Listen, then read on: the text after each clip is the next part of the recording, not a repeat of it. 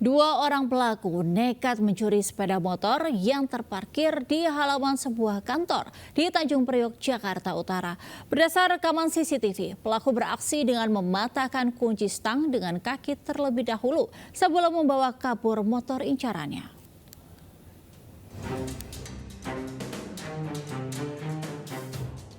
Dari rekaman CCTV, dua orang pelaku berboncengan motor sudah mondar-mandir di depan halaman sebuah kantor yang gerbangnya terbuka di Jalan Ganggeng, Sungai Bambu, Tanjung Priok, Jakarta Utara, Rabu pagi. Tak berselang lama, pelaku langsung berhenti dan masuk ke halaman kantor.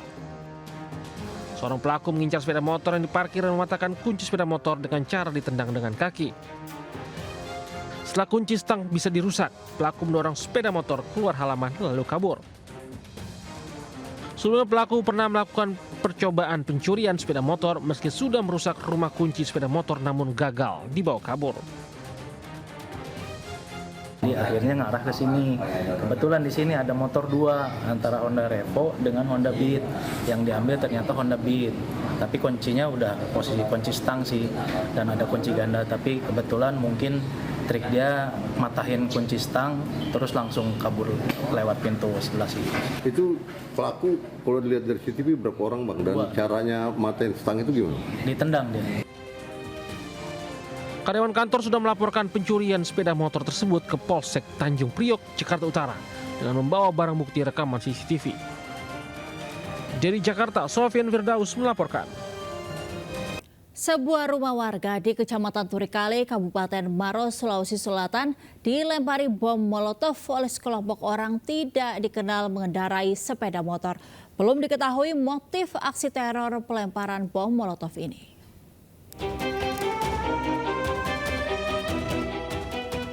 Kamera pengawas CCTV merekam aksi seorang pengendara sepeda motor berboncengan yang melintas lalu melempari salah satu rumah warga dengan bom molotov.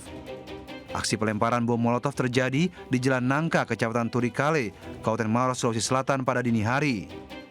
Seketika api menyala dan membakar spanduk yang terpasang di samping teras rumah usaha konter pulsa milik warga. Beruntung penghuni rumah yang mendengar suara teriakan warga sekitar seketika terbangun dan memadamkan api yang sempat membesar.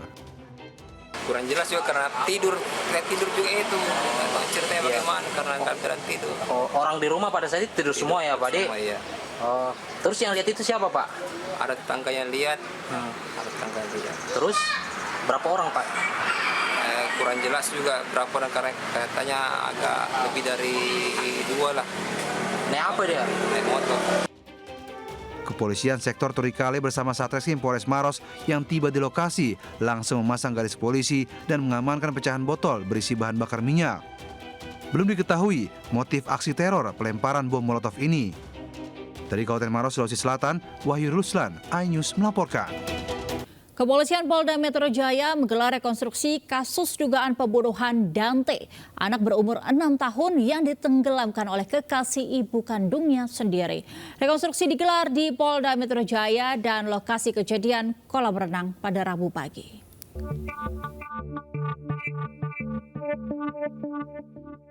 Kepolisian Polda Metro Jaya menggelar rekonstruksi kasus dugaan pembunuhan Raden Adante Halif, bocah berusia 6 tahun yang tewas ditenggelamkan oleh kekasih ibunya. Tersangka Yuda Arfandi dan ibunda korban Tamara Tiasmara ikut dilibatkan dalam rekonstruksi ini. Rekonstruksi dimulai dari gedung Direktorat Reserse Kriminal Umum Polda Metro Jaya yang diasumsikan sebagai rumah tersangka YA sebelum menuju ke kolam renang. Sebanyak 13 adegan telah dilakukan rekonstruksi. Rekonstruksi juga digelar di tempat kejadian, yakni kolam renang di kawasan Pondok Kelapa, Jakarta Timur. Tersangka YA memperagakan 69 adegan saat menenggelamkan Dante sebanyak 12 kali di kolam sedalam 1,5 meter. Secara keseluruhan rekonstruksi, total tersangka YA memperagakan 115 adegan. Tersangka YA juga sempat membantah telah melakukan pengecekan CCTV di lokasi kolam renang sebelum berenang bersama Dante. Ada satu adegan di mana tersangka ini tidak mengakui bahwa telah mengakses CCTV ya melalui browsing di internet untuk mengecek di lokasi apakah ada CCTV atau tidak. Padahal pada kenyataannya si tersangka ini mengakses atau membrowsing, mencari CCTV yang ada di kolam renang sana. Polisi telah menjerat pelaku YA yang tak lain adalah kekasih Tamara dengan pasal pembunuhan berencana. Dari hasil rekonstruksi ini, adakah tersangka lain dalam kasus kematian Dante? Dari Jakarta, LC Casey, Laksana melaporkan. Pemirsa, sebuah agen beras di Jalan Kampung Melayu, Teluk Naga, Kabupaten Tangerang, Banten dibobol maling. Akibat peristiwa tersebut, pemilik toko mengalami kehilangan 60 karung dengan total 3 ton beras. Memanfaatkan tingginya harga beras di pasaran membuat para pencuri nekat membobol agen beras di Jalan Kampung Melayu, Teluk Naga, Kabupaten Tangerang, Banten. Pencurian dilakukan saat agen sedang tutup. Tumpukan 60 karung beras masing-masing berisi 50 kg per karungnya dengan total 3 ton ludes diangkut para pencuri. Selain menggondol beras, para pencuri juga membawa kabur setengah karung bawang putih, minyak curah serta kalkulator jika di total kerugian mencapai 45 juta rupiah. Peristiwa pencurian ini sudah dilaporkan pemilik ke pihak kepolisian Polsek Teluk Naga, Polres Metro Tangerang Kota.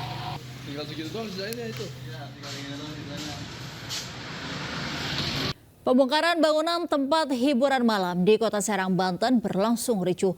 Pihak kuasa hukum pemilik bangunan tempat hiburan malam menolak pembongkaran. Petugas gabungan dari TNI Polri dan Satpol PP membongkar tempat hiburan malam di Jalan Raya Serang, Jakarta, Kecamatan Walantaka, Kota Serang. Pembongkaran berlangsung ricuh. Pihak kuasa hukum sempat menghalang-halangi alat berat yang ingin merobohkan bangunan tempat hiburan malam.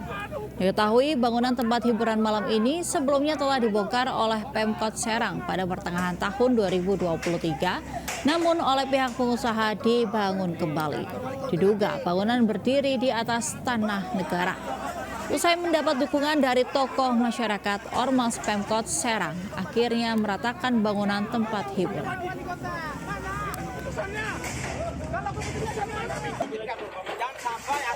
Pemirsa, aksi pencurian ponsel oleh seorang emak-emak di sebuah toko sembako di Bangkalan, Madura terekam kamera CCTV.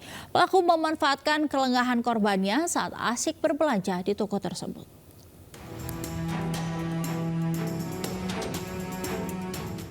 Aksi pencurian handphone yang dilakukan seorang emak-emak di toko sembako di Bangkalan, Madura terekam CCTV.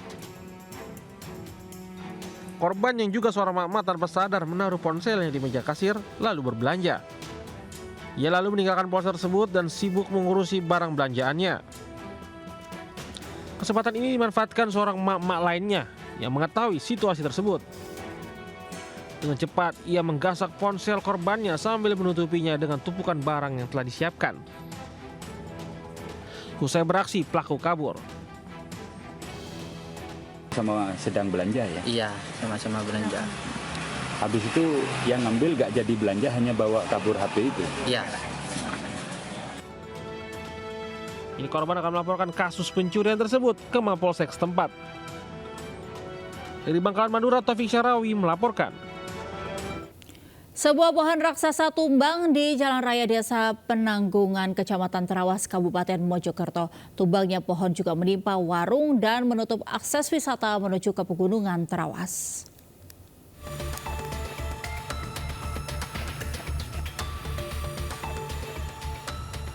Sebuah pohon jenis bulu berusia ratusan tahun tumbang di Jalan Raya Desa Penanggungan, Kecamatan Trawas, Kabupaten Mojokerto. Pohon tumbang menutup akses jalan penghubung wisata di Kecamatan Trawas. Tumbangnya pohon berukuran diameter 5 meter dan tinggi 50 meter ini terjadi Rabu pagi, disebabkan hujan deras mengguyur kawasan ini.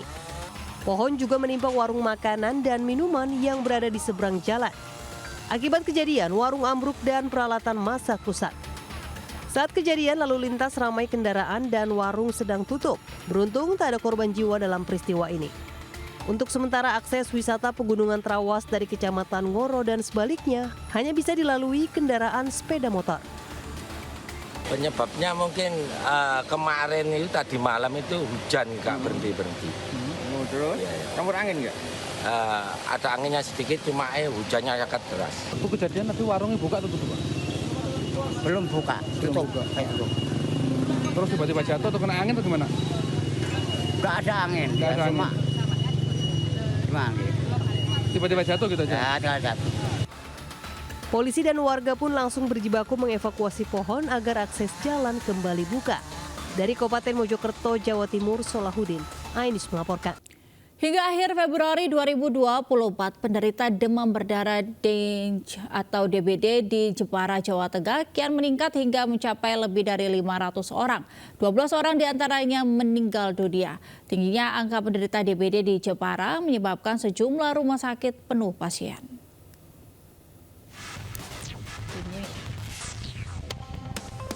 Rumah Sakit Umum Daerah RSUD Raden Ajeng Kartini Jepara, Jawa Tengah mengalami lonjakan pasien penderita demam berdarah atau DBD beberapa hari terakhir. Tingginya pasien DBD yang masuk ke Rumah Sakit Umum Daerah Raden Ajeng Kartini Jepara memaksa sebagian pasien DBD harus menjalani perawatan sementara di ruang IGD karena ruang perawatan telah penuh. Dari data RSUD Raden Ajeng Kartini, jumlah pasien DBD yang menjalani perawatan mencapai 100 orang, sedangkan pasien yang masih berada di ruang IGD sebanyak 10 orang. Dari Januari hingga Februari, penderita DBD di Jepara mencapai 553 pasien. 70 pasien diantaranya masuk kategori bahaya karena mengalami dengue shock syndrome. Dari 553 penderita DBD tersebut, 12 pasien meninggal dunia. Sebagian besar dari pasien meninggal dunia merupakan kalangan usia anak-anak akibat imunitas tubuh yang lemah.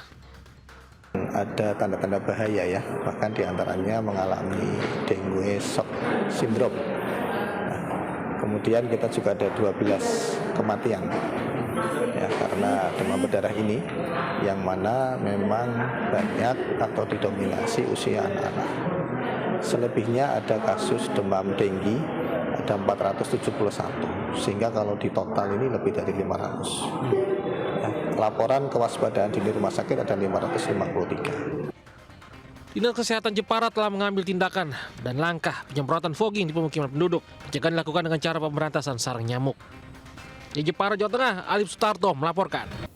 Pemirsa, bagi pecinta olahan sapi di Jakarta Barat, terdapat kedai makan legendaris lebih dari 50 tahun yang menyajikan sop kaki dan sumsum sapi. Tapi ada yang berbeda nih. Di sini, sumsum sapinya berukuran besar dan langsung bisa digigit tanpa menggunakan sedotan.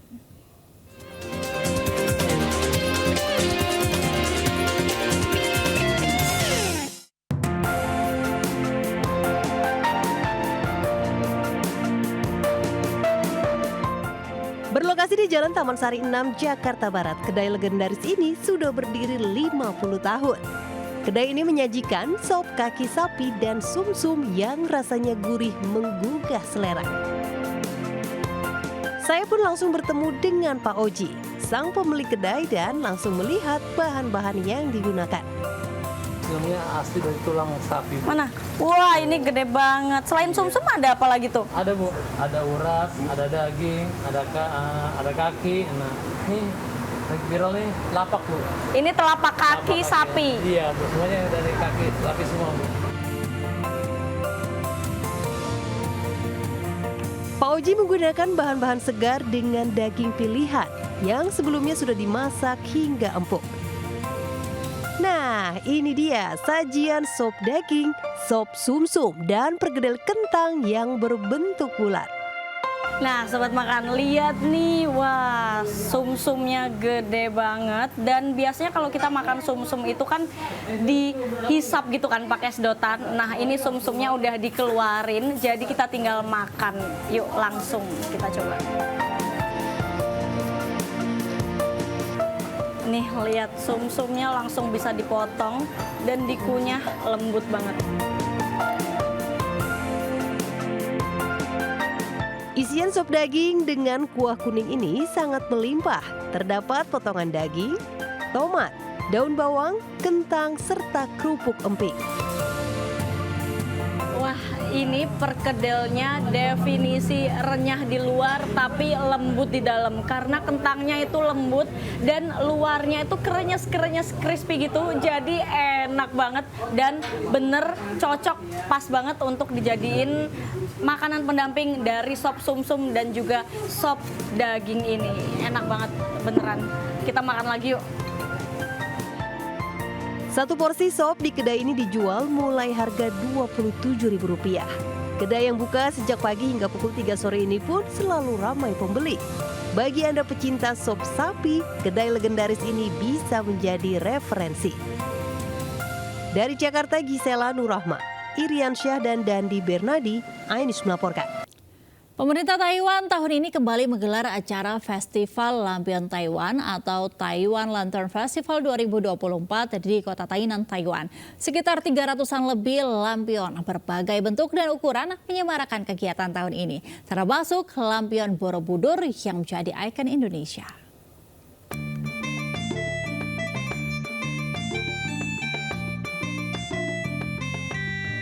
Langit kota Tainan, Taiwan di wilayah pesisir barat daya Taiwan tampak meriah sekali dengan pertunjukan sinar laser yang mengarah ke sebuah lampion raksasa berbentuk naga setinggi 20 meter pada Festival Lampion Taiwan atau Taiwan Lantern Festival 2024. Festival Lampion tahun ini digelar selama 16 hari mulai dari tanggal 24 Februari hingga 10 Maret 2024. Sekitar 300-an lebih kreasi lampion ditampilkan pihak penyelenggara.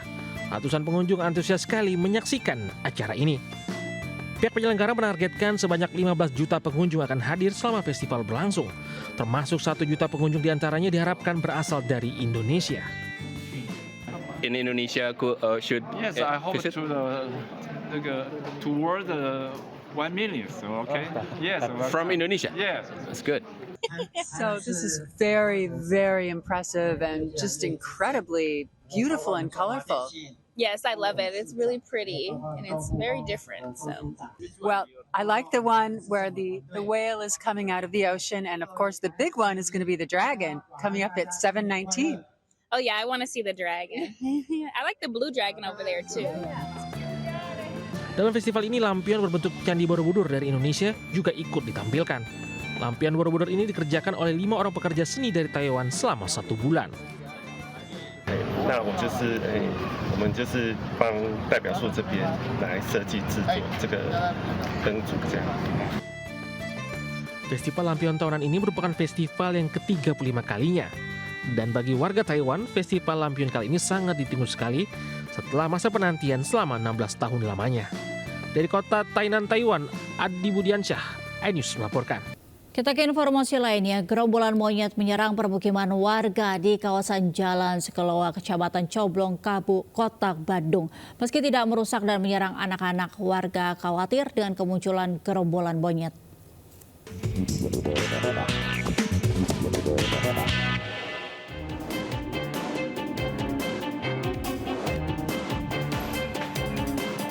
Diameter warga yang merekam segerombolan monyet yang berjalan di atas atap rumah warga di Kelurahan Lebak Gede, Kota Bandung, Jawa Barat, Rabu pagi.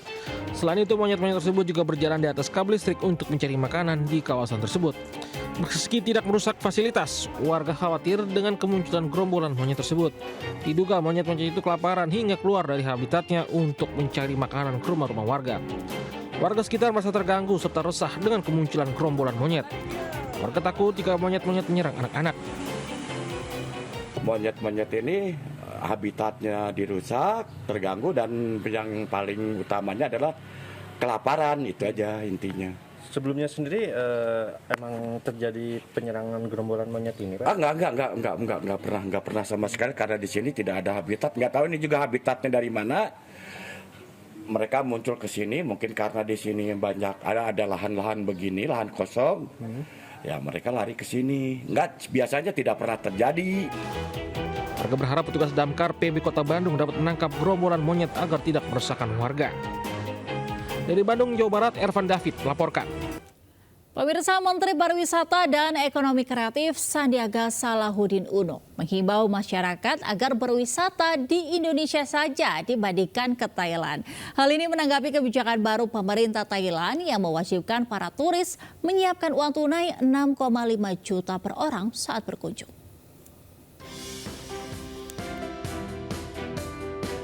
Kebijakan pemerintah Thailand yang mewajibkan wisatawan asing membawa uang minimal 15.000 baht Thailand atau 6,5 juta rupiah ditanggapi Kemenparekraf RI. Menparekraf Sandiaga Uno menilai kebijakan seperti ini belum akan diterapkan di Indonesia. Oleh sebab itu, Sandi mengajak masyarakat Indonesia untuk berwisata di Indonesia aja. 6,5 juta untuk ke Thailand kita belum berniat untuk menerapkannya karena walaupun pariwisata kita berkualitas tapi kita harus inklusif. Kita harus menyediakan pariwisata yang inklusif, bukan hanya untuk yang berduit tapi yang ingin berwisata tapi memiliki dampak lingkungan yang baik. Menparekraf Sandiaga Uno juga membuka agenda unggulannya di tahun 2024, yaitu Gerakan Nasional Bangga Buatan Indonesia dan Bangga Berwisata di Indonesia 2024 di Gedung Sabta Pesona Jakarta bersama kementerian dan lintas lembaga terkait. Melalui Gerakan Nasional Bangga Buatan Indonesia dan Bangga Berwisata di Indonesia ini, memang keikutsertaan seluruh stakeholders itu penting, Pak, gitu, supaya acara itu sukses, gitu ya. Baik kita sudah tunjukkan di sini kementerian, lembaga, Pemda, maupun juga swasta top brand. Program Gernas BBI dan BPWI 2024 ini diharapkan mampu mencapai target pergerakan wisatawan Nusantara dari 1,2 hingga 1,4 miliar perjalanan. Dari Jakarta, Fakih Satrio, iNews melaporkan. Terima kasih Anda kembali di Lintas iNews Pagi. Pemirsa, gudang penimbunan bahan bakar minyak ilegal di Jalan Pangeran Tirtayasa, Campang Raya, Kecamatan Sukabumi, Bandar Lampung terbakar hebat. Kebakaran disertai beberapa kali ledakan membuat warga panik berhamburan keluar rumah. Kobaran api dengan cepat membesar dan menghanguskan gudang penimbunan minyak beserta isinya. Menurut warga, gudang itu merupakan tempat penampungan minyak, namun tidak mengetahui minyak apa yang diolah di gudang tersebut. Warga kerap kali melihat mobil tangki warna biru dan mobil tangki warna merah berukuran besar keluar masuk gudang tersebut. Yani Wadanton, Dinas Pemadam Kebakaran Kota Bandar Lampung, mengatakan kobaran api sempat sulit dipadamkan karena banyaknya material BBM jenis solar dan pertalite yang terbakar di lokasi kejadian. Belum diketahui pasti penyebab kebakaran. Petugas menurunkan 6 unit mobil damkar dan puluhan personel untuk memadamkan api. Kebakaran melanda rumah 2 lantai di permukiman padat penduduk di kawasan Penggilingan, Kecamatan Cakung, Jakarta Timur. Kebakaran diduga berasal dari korsleting listrik di lantai 1 rumah. Di Jakarta Selatan, ledakan tabung gas 12 kg merusak sebuah rumah berlantai 2 di Jalan Kesehatan Bawah Bintaro, Pesanggerahan. Kebakaran melanda sebuah rumah di perumahan Aneka Elok, Kelurahan Penggilingan, Kecamatan Cakung, Jakarta Timur, Rabu siang. Kobaran api disertai asap tebal membumbung tinggi dan membakar habis seluruh bangunan rumah. Petugas Sudin Damkar Jakarta Timur yang tiba di lokasi langsung memadamkan api agar tidak merambat ke rumah warga lainnya.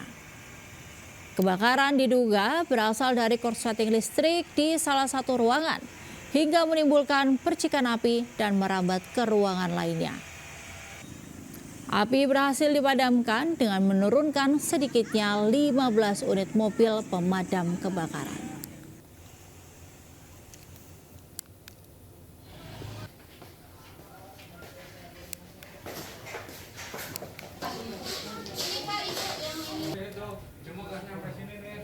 Sempat mental juga dulu, Pak. Sebuah rumah di Jalan Kesehatan Bawah Pesanggerahan, Jakarta Selatan terbakar Rabu siang. Usai terjadi ledakan tabung gas 12 kg. Akibat ledakan ini, sejumlah bagian di ruang dapur terbakar dan rusak. Diduga ledakan terjadi akibat kebocoran pada selang tabung gas saat salah satu penghuni tengah memasak. Salah satu warga mengatakan api sempat membesar diikuti asap pekat. Namun karena warga sekitar cepat membantu, api pun berhasil dipadamkan.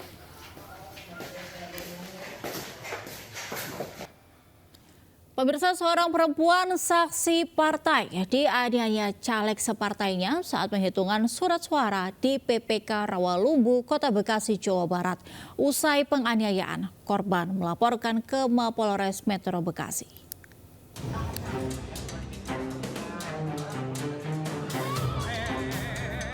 Nur Amalia, 27 tahun, yang menjadi saksi Partai Gerindra mengalami tindak kekerasan dari caleg partainya saat rekapitulasi perhitungan suara di Gedung Kesenian Bojong Menteng, Rawalumbu, Bekasi. Korban terekam tengah berselisih paham hingga berujung pada tindak kekerasan. Akibat kejadian ini, korban pun melapor ke polisi. Pihak panitia pemilihan kecamatan atau PPK mengaku kericuan ini dipicu persoalan mandat saksi, di mana korban mendapat mandat, sementara caleg tidak terima jika saksinya tidak diperkenankan berada di ruang rekapitulasi. Ada salah satu caleg nomor 1 membuat keseruhan, merasa mungkin tidak diakomodir oleh partainya, sehingga mereka menarik sih, memanggil seluruh relawan, saksi yang ada di dalam, yang saksi Gerindra itu untuk keluar, jadi kita klarifikasi. Meski sempat terjadi kericuan, pihak panitia pemungutan suara Kecamatan Rawalumbu saat ini masih melakukan perhitungan suara dari mulai surat suara Presiden, DPRD Provinsi, dan Kota Kabupaten. Dari Bekasi, Jawa Barat, Rahmat Hidayat, iNews melaporkan. Akibat kelelahan, Ketua KPPS di Gerobokan mengalami keguguran. Ia sempat menjalani perawatan selama beberapa hari di rumah setelah mengalami keguguran.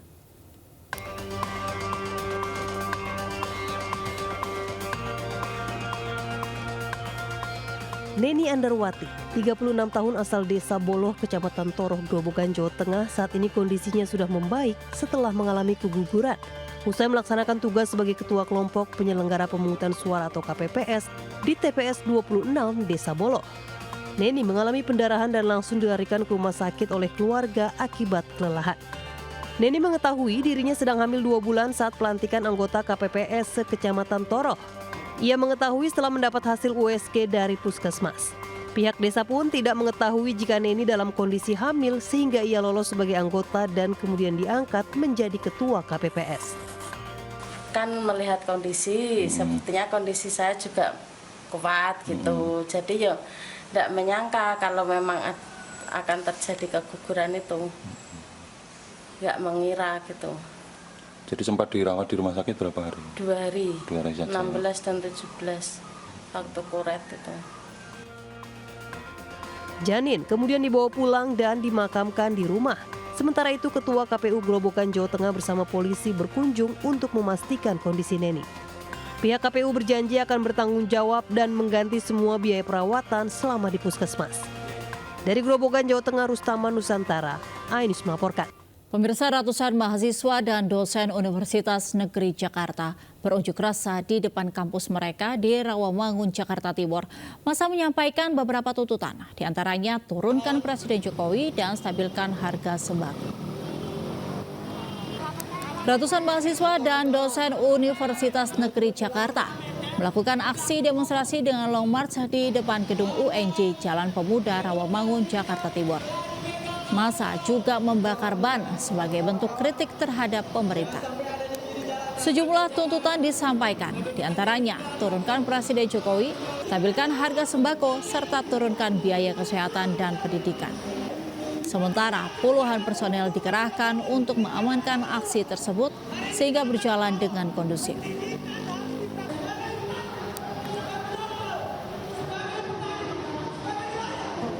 Di depan matanya terlihat ada krisis, harga beras naik, masyarakat di bawah menangis di bawah, masyarakat terancam masa depannya negeri ini.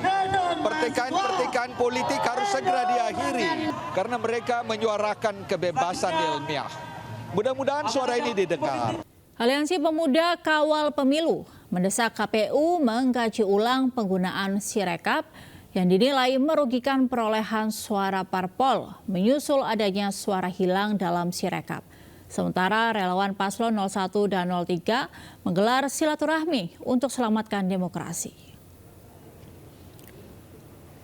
Aliansi Pemuda Kawal Pemilu yang terdiri dari DPP KNPI, BEM PTNU, Forum Advokat Pemuda Muhammadiyah, Kompi 1, Suara Milenial Indonesia SMI, dan Forum Pemuda Nusantara Bersatu FPBN menilai KPU tidak siap dalam menjalankan Sirekap.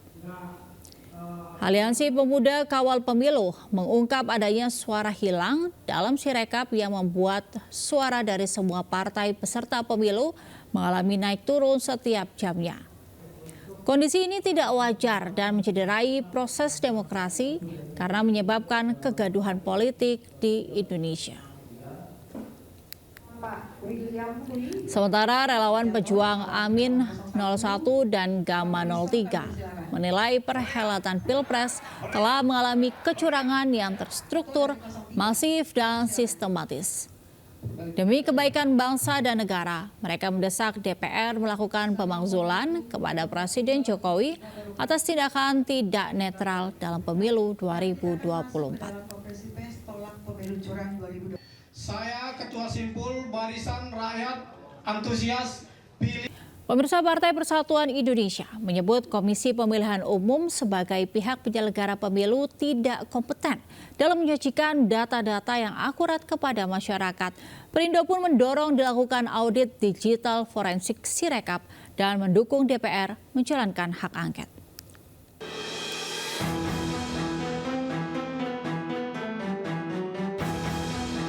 Tidak kompetennya KPU dalam menyajikan data yang akurat kepada masyarakat terlihat dari banyaknya data anomali yang ditemukan dalam Sistem Informasi Rekapitulasi Suara atau Sirekap KPU.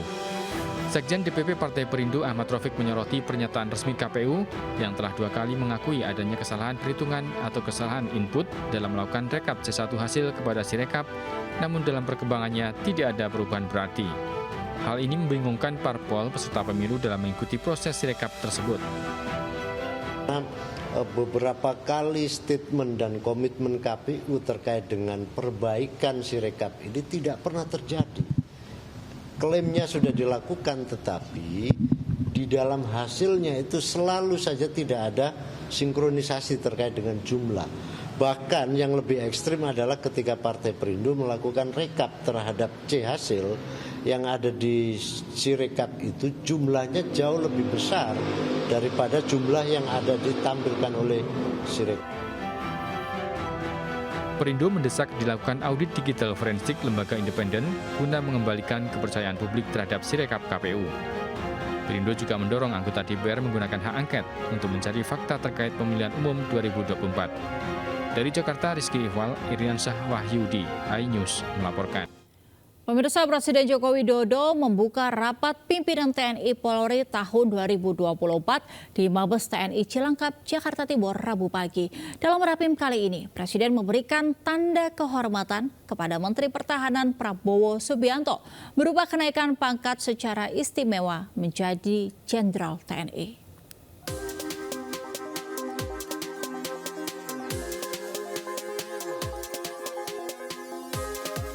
Presiden Joko Widodo membuka rapat pimpinan TNI Polri tahun 2024 di Aula Ahmad Yani Mabes TNI Cilangkap, Jakarta Timur, Rabu pagi. Dalam sambutannya, Presiden Jokowi berterima kasih kepada seluruh jajaran TNI Polri yang telah menjamin keamanan serta ketertiban selama pelaksanaan proses pemilu 2024. Presiden mengingatkan tantangan bagi TNI Polri masih panjang, baik dari dalam negeri maupun dari luar negeri, akibat situasi ketidakpastian global. Dalam kesempatan ini, Presiden juga memberikan tanda kehormatan kepada Menteri Pertahanan Prabowo Subianto berupa kenaikan pangkat secara istimewa menjadi Jenderal TNI. Menurut Presiden, kenaikan pangkat ini merupakan usulan Panglima TNI atas jasa dan kontribusi Prabowo Subianto terhadap bangsa dan negara selama ini. 2022, Bapak Prabowo Subianto ini sudah menerima anugerah yang namanya Bintang Yuda Dharma Utama atas jasa-jasanya di bidang pertahanan sehingga memberikan kontribusi yang luar biasa bagi kemajuan TNI dan kemajuan negara. Dan pemberian anugerah tersebut ini telah melalui verifikasi dari Dewan Gelar, tanda jasa, dan tanda kehormatan. Dalam acara ini, Menteri Pertahanan Prabowo Subianto menyerahkan peralatan pertahanan dan keamanan Al-Palhankam berupa kendaraan listrik kepada Panglima TNI, Kapolri, para kepala staf angkatan yang disaksikan oleh Presiden. Dari Jakarta, Muhammad Zulhilmi, Rizky Julianto, iNews melaporkan.